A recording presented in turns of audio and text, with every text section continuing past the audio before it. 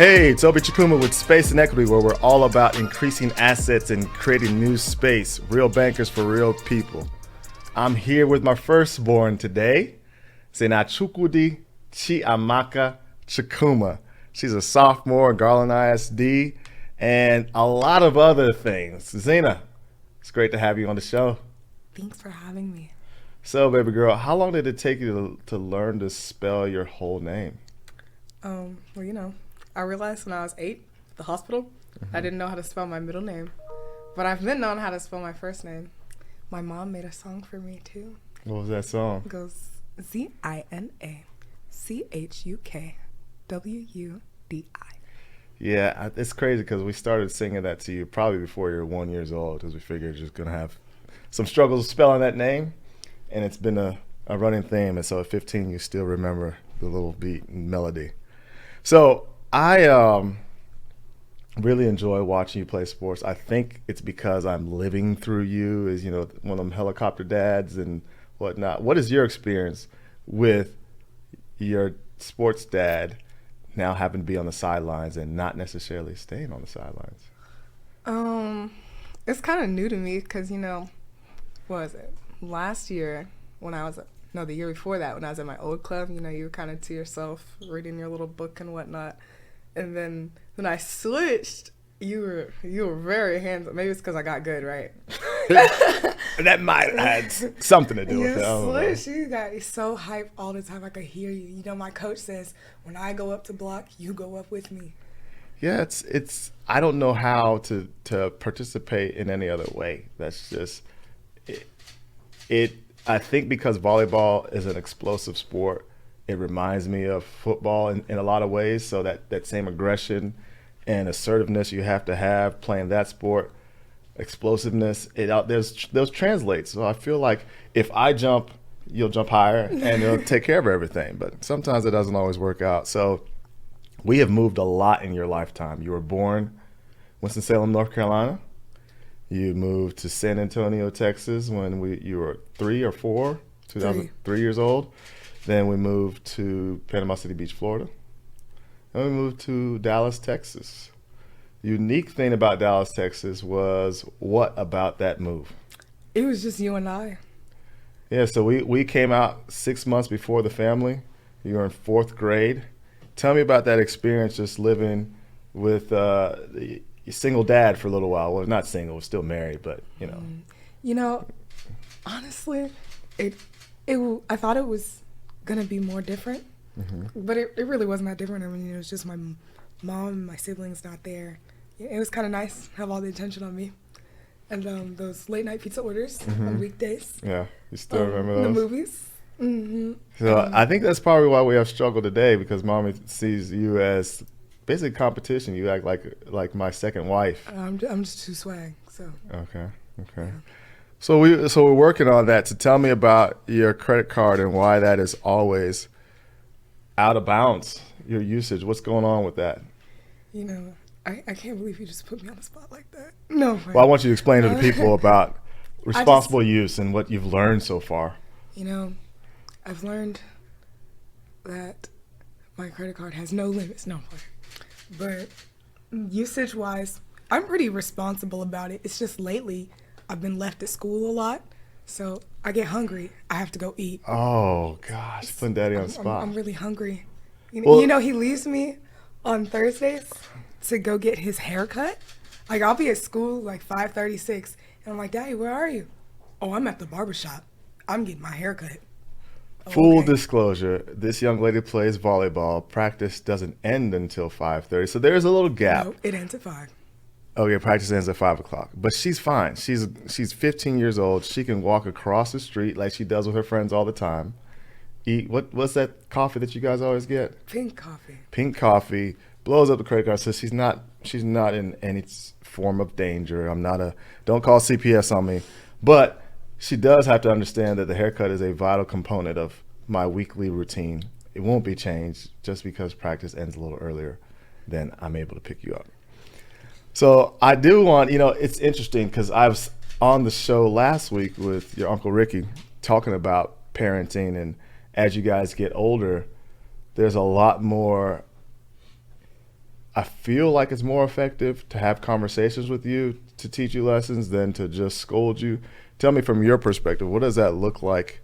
What is the best form of chastisement or correction that you think your parents can deliver?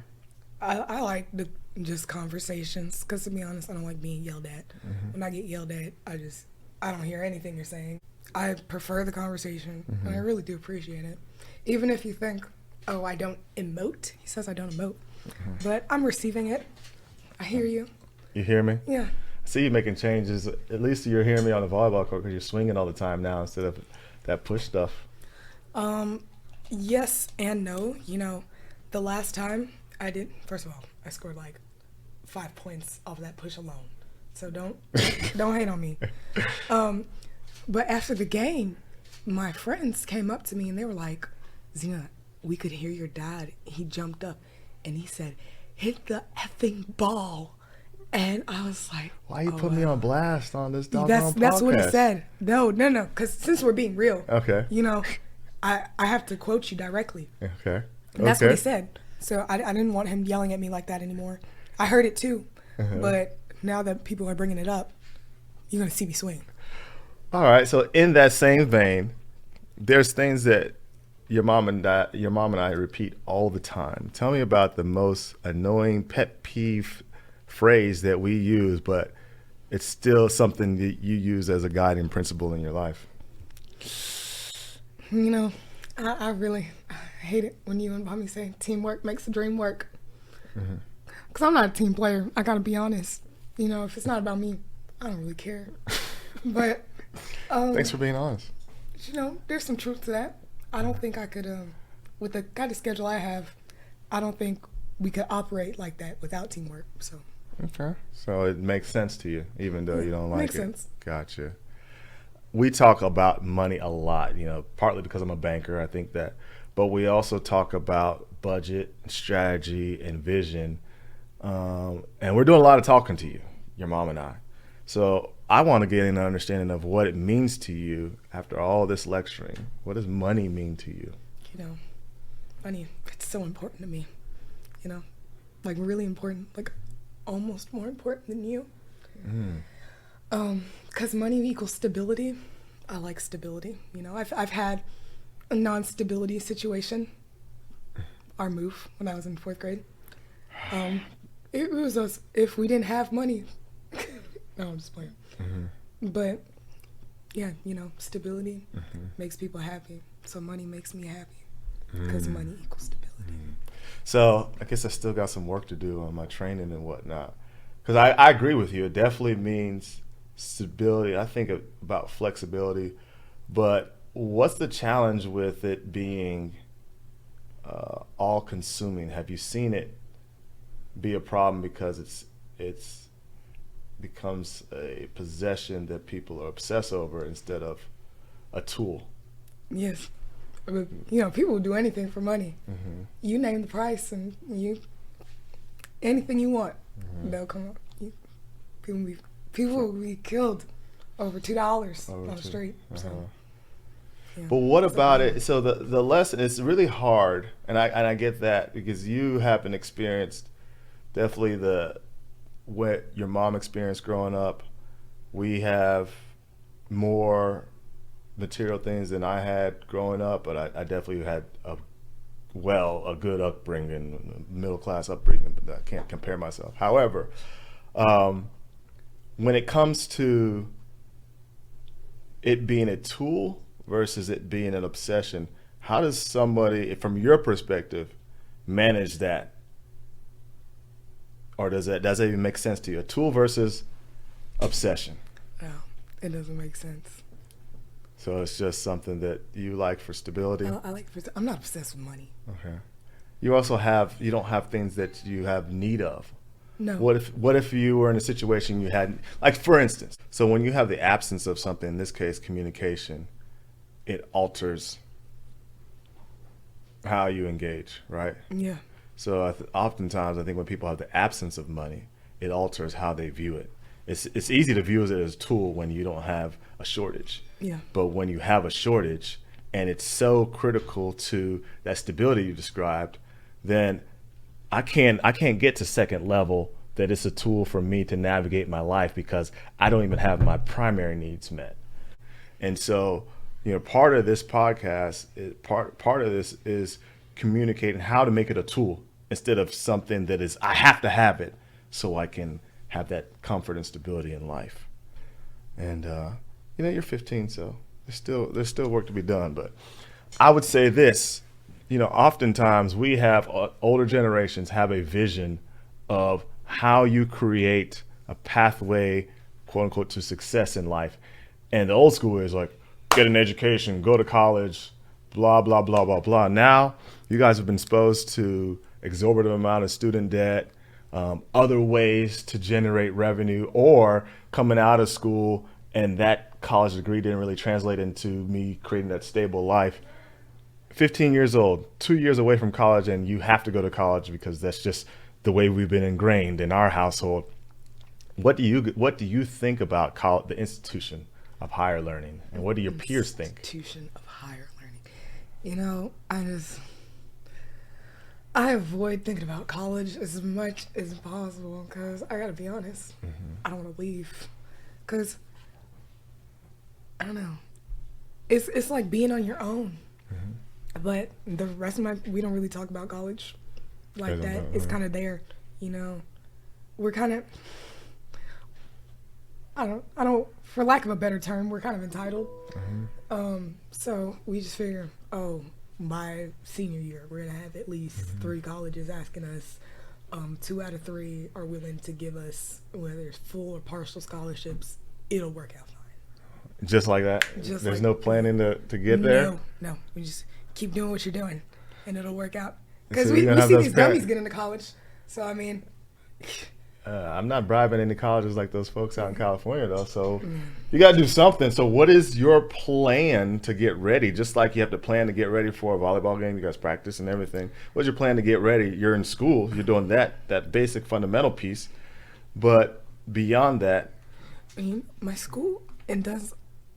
No, I won't say it does the planning for us, but it has the foundation. In my school, we make sure we do our community service hours. We do CCR, which is college career readiness, almost every day in school, talking about the pathway to success, college or secondary options. I say options, secondary option, military. And we got to keep our grades up. We have all these advanced levels like AMS, MST, the combination of both, P-Tech, which is your early, associate's degree, Texas College Promise, a bunch of stuff like that. It's all college talk all the time. But our portfolio, we have a layout for our portfolio. It's in Skyward, all that. Just make sure you compile. Just get all the stuff you need to be ready, and then figure out where you want to go so you can apply. So your best friend, she's at Spelman. How often you guys communicate since she's been in school? Actually, I talk to her more now that she's been at Spelman than I talked to her senior year. She was probably pretty busy her senior year getting ready to go to Spelman. Yeah. So, she's happy. I love that for her. She made new friends. She actually leaves her dorm room. That's cool. That's new for her. Wow. She went out to brunch. Yes, brunch. She's 18. Okay. All by herself. No car, still don't have a license. She figured out a way. That's good. She went. It's good for her. So for you, HBCU or traditional majority white university, where you leaning? I did the traditional majority white. Honest, I'm leaning towards the traditional, but I feel obligated to go to the HBCU because the reason I'm leaning towards the traditional is a lot of these HBCUs are unorganized when it comes to their new students coming in and their housing. They have students in singular housing in schools, but they have half of their new student population without optional housing, so they're bouncing from hotel to hotel and whatnot. How did you compile it? There's some anecdotal truths to that, but we want to make sure that we don't disparage the whole HBCU experience and conglomerate. How did you compile that information that you just put out there on the airwaves. This is directly from people who attend HBCUs. Okay. First of all, we talked about my friend Trinity who attends Spelman. That's mainly a problem at her school, but it's been a problem at other schools because TikTok has communication for all. Oh, TikTok said it, so it's real. Well, it's an actual student who attends that school. Okay. Who is virtually homeless. Okay. Right now. So yeah, I believe that. But so you're a sophomore in high school now. Yeah. How do we distinguish between anecdotal data to empirical data? Do you know what I'm asking? No. So anecdotal is like somebody has had an experience, a one-time experience, versus, hey, 30% of the HBCUs have housing issues where they don't have sufficient housing for the incoming freshmen. So you just shared with us, it was anecdotal, I mean, it's still real because that was a real individual's experience, but that might be an outlier. There may be only a housing issue at a 6% clip at HBCUs, and there's a housing issue at traditionally white schools at a 13% clip. They would have more housing issues there, but we're highlighting and say all HBCUs are wrong. So you got to make sure when you're putting information, especially we're going live, we're going to be on YouTube and everything, that you distinguish between somebody's experience, which is anecdotal, versus empirical, which is data-driven. All right. Now, I have also heard anecdotal feedback similar to what you shared about insufficient housing when it comes to HBCUs. But we don't know that at the traditionally white schools that across the board there's not housing issues. Traditionally in most schools, hey, housing is freshmen and sophomore, we got you. Everybody else, fend for yourself. So we got to make sure how we present that. I would say that there's been a huge shift to consider HBCUs across the board from a celebrity standpoint, from what we've experienced in the pandemic with people are thinking about, hey, how do I navigate this world in a space that is more welcoming to me, that folks understand how I move and I can be my full person. And that's where the HBCU experience is becoming more attractive. So that's why I asked you. Your mom and I, we met at Wake Forest, traditionally white school. And obviously we're married, so that was a good experience from there. We met a lot of our lifetime friends there. But I will say the preponderance of those microaggressions you experienced just navigating this world as a person of color, I would love an experience for you personally as a parent where you get a little bit of freedom for that, where you get to be built up for a while, and then you come back into the wildfire that is navigating the American experience. I have that right now. I gotta be honest, because you and mommy, you guys, from elementary school to high school, for you to college, both of y'all, your schools were predominantly white. That's never been my testimony. It definitely wasn't predominantly white, and my schools aren't poor either. So I don't really. So you're good. I'm straight. You're straight. You got to figure it out, baby girl. So all right. On a lighter note, what has been your favorite family trip and why? Amsterdam. Amsterdam. Puerto Rico comes to a close second. Why but Amsterdam? OJ was fresh out the womb. We don't like OJ, so Amsterdam. We love OJ. What are you talking about? Oh, okay. That's you. I don't like OJ. Actually, OJ, he's a loser. You're his favorite person in the house. I You're know. just talking so disparagingly about him. This is on record. He's gonna see it. He's gonna see it. Well, because OJ likes me because I treat him like normal, like I would anybody. Like OJ can get slapped in the ear just like any other little kid can. But yeah, of course I'm his favorite. I'm me. But the reason Amsterdam is my favorite, probably because I have the most memory of it because it was the most recent. But I liked all. It wasn't the most recent. We went to London. Oh yeah, and Nigeria. we did go to London and Nigeria, but Amsterdam we got a sufficient amount of time there. London and Nigeria, they were quick trips. But yeah, I liked Amsterdam. We never stopped moving. It was just go, go, go, go, go. I got to ride the train. I hopped off the train by myself, and then. What was that street we stayed on? Overtoon. Overtoon. I remember that was the exit. It was Overtoon exit. 306. Yeah, man. It was like we stayed there for about 11 days. That was probably our longest trip. Yeah. Had a lot of fun. We both threw up on the way to Germany for different reasons. Oh, that was it. Huh? Right out the gate, I was like, "Mommy, I feel good. She said, well, I hope you feel better. And then I sat down and I threw up. And then we got lost. And then you guys took a picture. I remember that. Later.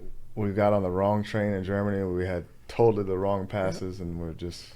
We got off in the middle of nowhere. Thought we were going to die, but you know. What was the I guess we made it out alive. favorite part of Amsterdam? I think we got food poisoning too at Amsterdam because we came back and that was, yeah. Oh, they brought back a parasite. Yeah. So all these things were nasty things. Why is Amsterdam so cool? Oh, I get sick wherever I go. You can take me down the street. I might feel sick right now. Okay. Well, it's definitely been great sharing the air with you and getting your insight on matters such as housing at HBCUs that you had all this empirical data to support. Yeah, Zina, genius. I love you. Use the credit card wisely. We'll talk again. We'll have to bring you back on the show. But hey, folks, that's Space and Equity again. We're all about increasing assets and creating new space. Here again with Zina Chukuma. Any shout outs you want to give before we say goodbye to the folks? Shout out to myself because I'm so swag. Shout out to Zina Chukudi because she's pretty great, you know. And I'm embarrassed as a parent. Shout out to my dog Oreo because he was less sucky today than normal. You know, I actually wanted to hold him. So yeah, that's about it. Nothing for your teammates at Slam or anything? They're not important. Just me. Just me. Wonderful. All done. Great. All right. Come correct and they can't stop you.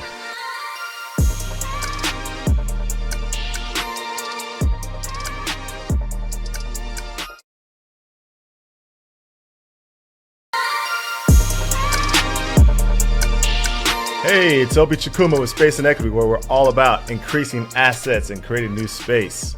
Real bankers for real people.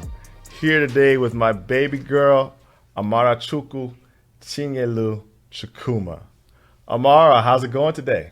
It's going really good today. Good. Good to see you, good to have you. So, do you know who you are named after, your middle name? No, I do not, to be honest. So, my favorite auntie Chinya, who's passed away, it's on the other side of heaven. Her spirit we find in you in a lot of ways. So she passed away in 2009, right about when President Obama went into office.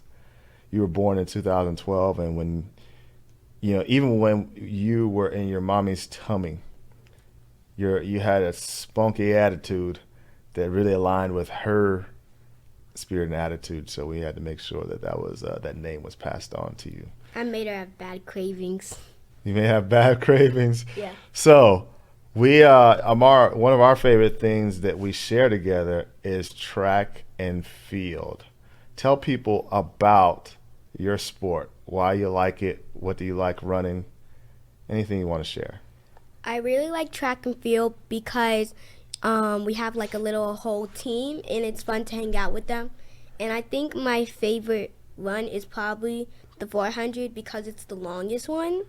And I can work really hard with the 400. Yeah, you dropped your time like 15 seconds in one season. That's pretty amazing. Yeah, it was really hard. I was tired. Very tired. You were literally a 10th away from making nationals. That's a pretty big feat, huh? Yeah, there was a girl, she wasn't even a second faster than me. It was like half a second. It was even closer than that. You did a good job. Yeah. Really proud of how you fought. So tell me, Amar, you are so you came early. You were born 6 weeks early. Yes. They had to feed you first in the NICU because otherwise you were going to shut the whole place down. Yeah. And you haven't changed since. Yeah, once I found out about food, I would never stop eating food. It was my favorite thing. I loved it more than myself when I was a baby. Okay, yeah. Took a while to start talking, and now I don't have any trouble in that area at all. Yeah, they helped me a little bit too much. They helped you too much? Okay. So you are a big saver. Your sister has more money overall in her accounts, but you have more money in your checking account and saving account. What do you think attributes to the fact that you like to save money? What have you learned so far about money? I've learned that if you save money, it's better to save money just in case you run out in the future and you have money left. Okay. So what do you watch mommy and daddy, how we move in the world a lot. What are your takeaways? What do you like? What would you change and do differently than your parents do? I like how y'all started with working from someone else because that's usually where you're gonna have to start, and then you started making your own business. What I would change with you, well, I can't even. I don't really think about that one.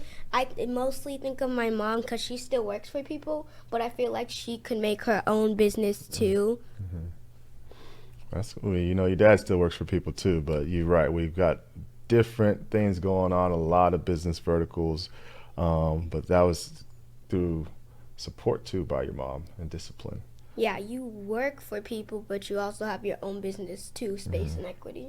Okay, cool. So you like makeup. Yes. You're a big makeup fan. I see you on YouTube all the time, looking at different, and you're really good at it. Why makeup? Why do you like it so much?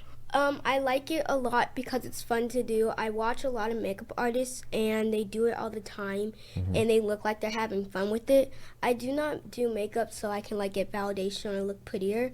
I do it because it's like art. It's art to you. Yeah, and I love art. Come up with a lot of cool designs. What do you think? So you like makeup. You're a track star, and if you look through the history of female track stars, makeup, hair, and nails have been a big component. How do you think you're going to incorporate that into your uniform next year? I'm going to incorporate that to my uniform by matching it up. So our uniform is kind of like black and blue, so I'm probably going to do a lot of makeup looks with black and blue to match it up. But not while we're practicing because I'm going to be sweating, but like if we do like not tournaments, track meets, like travel meets and stuff? Yeah, travel meets and nationals and stuff. If I do makeup there, I'm probably going to do blue and black most of the time. Okay. So we went to San Diego this past summer when track was over, and you mentioned that was your favorite city. Why did you like San Diego so much? I liked it a lot because there was so many like plants and stuff. And a lot of people that live in San Diego, they noticed it when they first came there, and now they're like, oh, that's a normal thing. But for me, yes, Texas has a lot of plants, but I don't see them everywhere. I mostly see trees, which California has beautiful trees. And I noticed the flowers. Mommy told me that there was one flowers that you can drink from. We didn't get those flowers, though. So tell me, when you grew up, what do you think you want to do? And it can be multiple things. Okay, so I think I would start with my makeup career so I could do other people's makeup and make money off it, and then once I have enough money, I could probably like make a business with the money that I made. Okay. So I didn't ask your sister about this, and I wish I did, but your mom and I have a personal relationship with God. And we believe that's how one ought to navigate their life. That's where our help comes from. What is that like for you? Because oftentimes we can preach at our kids, but you guys really do what you see us doing. So how have you experienced God for yourself or noticed our interactions with God? So in the morning when I drive with Mommy, when she takes me to school, she always puts on like this I think it's a podcast about God, and she always has us pray in the morning. She does it first, and then I do it after. And then for you just have a lot of like music in the car about God, and I just listen to that. What about how we interact, how we react to things that are tough? What do you notice? Well, I know we yell sometimes, we get upset. What do you feel about the environment overall in the house, and how is that influenced by a relationship with God? I think the environment is pretty cool in the house. The relationship with God, I usually do it with y'all because y'all always like have us like pray in the morning or pray before we eat. So I usually like mostly do it with y'all. With us. Because I do it with y'all because I let y'all play first. So because I usually have inspiration from y'all. Sounds like it's a parent's job to train up their kid in the way they should go. All right, so yesterday, I think it was yesterday, I introduced, probably before then, what does entrepreneur mean to you? I think to me, I forgot what that word even means. You forgot what that word means? Okay, so entrepreneur is an individual that comes up with ideas or ventures that could be turned into a business or a way for them to make money, to scale and make money. So how is that different than, let's say, somebody that goes to work for a company? What's the difference between, in your opinion, based on the definition I just shared with you?